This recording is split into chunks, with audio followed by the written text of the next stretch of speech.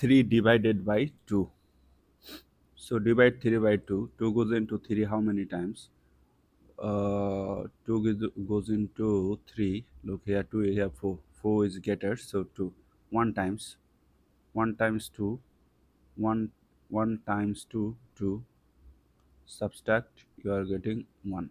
To continue this, so our answer is 1, remainder 1. Or you can continue this process. Take here a decimal point. Now you are allowed to take any number of 0.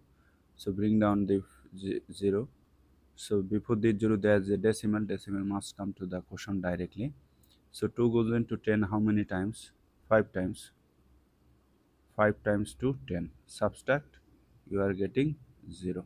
That is, your quotient or answer is 1.5.